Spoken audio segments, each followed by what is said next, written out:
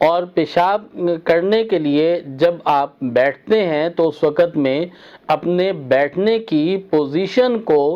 تھوڑا سا اگر آپ جو ہے چینج کر لیں تو اس سے بھی جو ہے یہ مسئلہ بہتر ہو جاتا ہے۔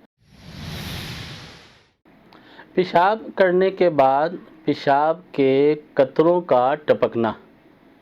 یہ ایک ایسا مرض ہے یا عارضہ ہے جس کا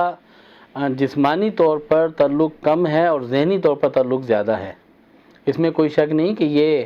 مثانہ کی کمزوری کی وجہ سے یہ ایشو آتا ہے، اور اس ایشو کی وجہ سے یہ مسائل بہرحال کہیں نہ کہیں رہتے ہیں، لیکن اس سے زیادہ جو بات دیکھنے میں آتی ہے اکثر و بیشتر ایسا ہوتا ہے کہ پیشاب کرنے کے بعد لوگوں کو اس کا وہم اور اس کا وسوسہ زیادہ ہوتا ہے، اور وہ بار بار جو ہے وہ چیک کرتے ہیں اور بار بار اس شک میں ڈاؤٹ میں رہتے ہیں کہ اس کی وجہ سے انہیں مسائل پیش آ رہے ہیں، اور وہ یہ سمجھتے ہیں کہ اس وجہ سے کمزوری بہت زیادہ ہے، نماز میں شک رہتا ہے اور باقی چیزوں میں شک و شبہات پیدا ہوتے ہیں، عبادت جو ہے وہ کرنا چھوڑ دیتے ہیں، نماز پڑھنا چھوڑ دیتے ہیں۔ لہٰذا اس کے لیے آپ اپنے مرض کو ضرور بضرور سمجھنے کی کوشش کریں، اور پیشاب کرنے کے لیے جب آپ بیٹھتے ہیں تو اس وقت میں اپنے بیٹھنے کی پوزیشن کو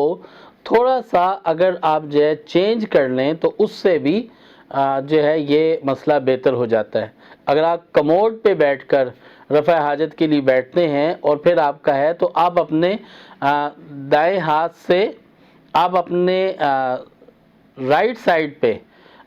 بالکل ناف کے نیچے اس جگہ کو ہلکا سا پریس کریں اور چھوڑ دیں، تو اس سے یہ قطرے آنے کا مرض ختم ہو جائے گا، اور یہ پیشاب کرنے کے بعد اٹھنے کے بعد جو قطرے آتے ہیں وہ کنٹرول ہو جائیں گے۔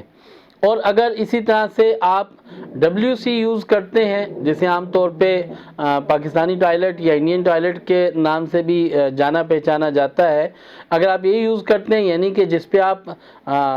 دونوں گھٹنے اٹھا کے اکرو کے انداز میں بیٹھتے ہیں، تو اگر آپ اپنے ہاتھ کو اپنی سرین اور پیٹ کے درمیان میں رکھ لیں تو اس سے بھی جب آپ رفع حاجت سے فارغ ہوں گے تو یہ ایشو آپ کا سالو ہو جائے گا۔ مسلز میں تھوڑا سا کھچاؤ پیدا ہوگا، مسلز واپس جب اپنی جگہ پہ ریورس ہوں گے تو اس کی وجہ سے ان رگوں کے درمیان میں رکے ہوئے کچھ پیشاب کے قطرات جو ہیں وہ فلی طور پہ آپ کا مثانہ خارج کر دیں گے۔ جہاں واقعتاً کمزوری ہو پیشاب بار بار آنے کی، یا پیشاب کے قطروں کی، یا پیشاب کا کنٹرول نہ ہوتا ہو، تو اس کے لیے طب نبوی صلی اللہ علیہ وسلم سے ایک بہترین نسخہ ہے۔ وہ نسخہ ہے زعفران۔ چند پتیاں 1 کپ پانی میں ابال لیں اور اس میں شہد ملائیں، اور یہ قہوہ 1 کپ صبح اور 1 کپ شام پی لیجئے۔ اس سے یہ مسئلہ بہتر ہو جائے گا اور اس سے یہ عارضہ بالکل ٹھیک ہونا شروع ہو جائے گا۔ کچھ عرصہ لگاتار کیجئے۔ سورہ طارق عشاء کی نماز کے بعد 17 مرتبہ تلاوت کیجئے۔ اس سے مثانہ کی کمزوری بہتر ہوتی ہے، پروسٹیٹ ٹھیک ہونے لگتا ہے، تو اس سے بھی یہ ایشو سالو ہو جاتا ہے۔ وہ لوگ جن کو یہ عارضہ پروسٹیٹ کے زیادہ ہونے کی وجہ سے ہے، وہ 2 جڑی بوٹیاں لے لیں اور ان کا قہوہ بنا کے پئیں۔ ایک ہے گل منڈی اور دوسری بوٹی کا نام ہے سرپھوکا۔ دونوں 1 چٹکی 1 کپ پانی میں ابال لیں، اور ابالنے کے بعد یہ 1 کپ روزانہ رات سونے سے پہلے پی لیں، تو اس سے ان کا یہ عارضہ بالکل ٹھیک ہو جائے گا۔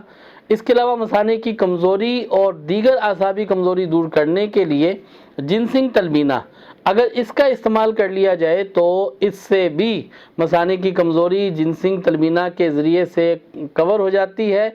اس سے اعصابی کمزوری ٹھیک ہو جاتی ہے، اور اس کے ساتھ پیشاب کے